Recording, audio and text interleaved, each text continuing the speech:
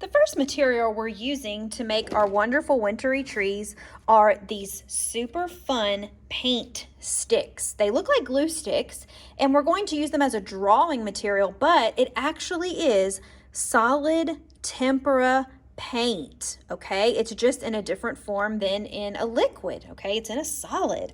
Now, my background right here are the warm colors, right? Reds, yellows, oranges, and pinks.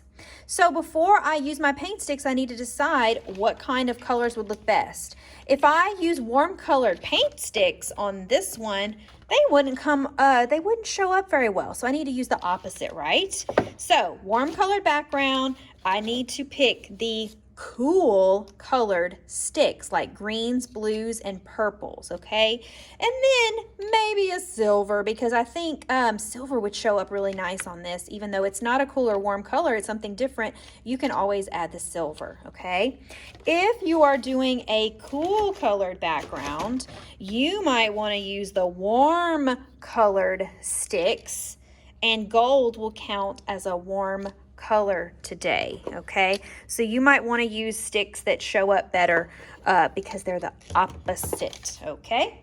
Now, make sure your paper is horizontal, and I'm actually going to show you how to draw your trees on a white paper so you can see it much better. When you use tempera sticks on the painted chalk pastel paper, they're not going to show up as much, but don't worry, we're going to add some paint to it later, okay? The first thing you need to do is pick a stick that's opposite of your color. So I did not have any purple chalk pastel on my paper, so that way I know that I can use a purple quick stick. The first tree you're gonna make is gonna be a tree that is really big and close to the front. So we are going to create the illusion of depth today. Depth is when an artwork has things in it that are close and far away, and we can do that by following some simple drawing rules. So to make a pine tree shape, I want you to start at the top, maybe not at the very tip top, leave a little space, and then you will go all the way to the bottom and draw a vertical line, okay? And then you're going to turn that vertical line into an arrow by drawing some curved lines. These will be the needles of our pine tree. And then I want you to make curved lines all the way down, leaving a little space in between each one.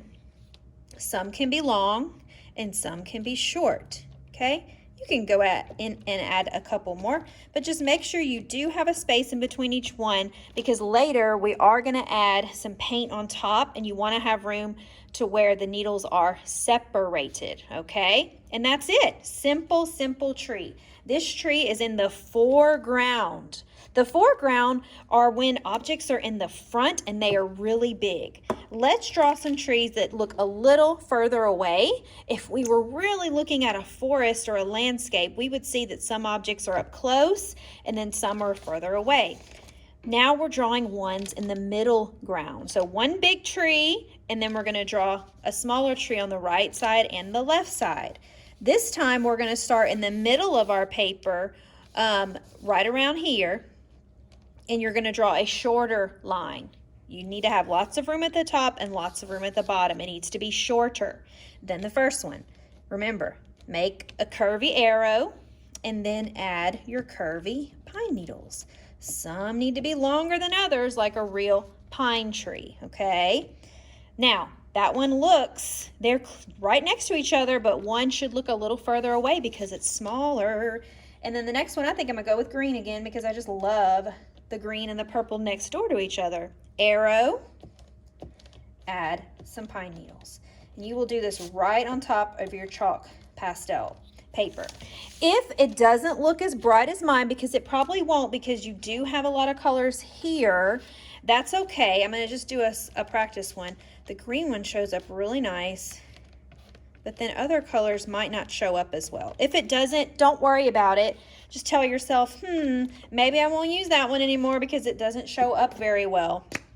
And then, kind of like my purple is not going to show up as much, okay? So if you don't like the way it looks, just keep it, and then later when you do your other trees, you can ignore that color and don't use it again, okay?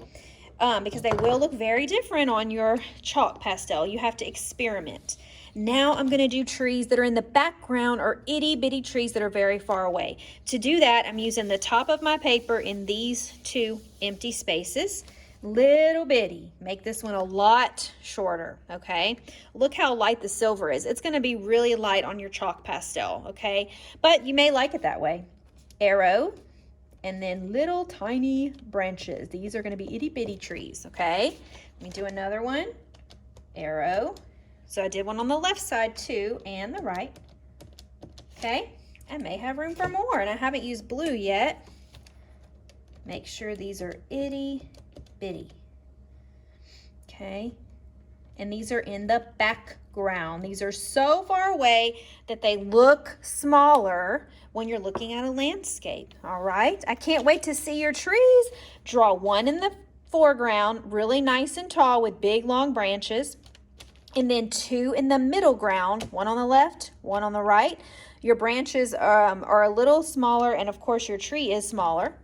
Make sure these middle ground trees don't touch the bottom because they're further away.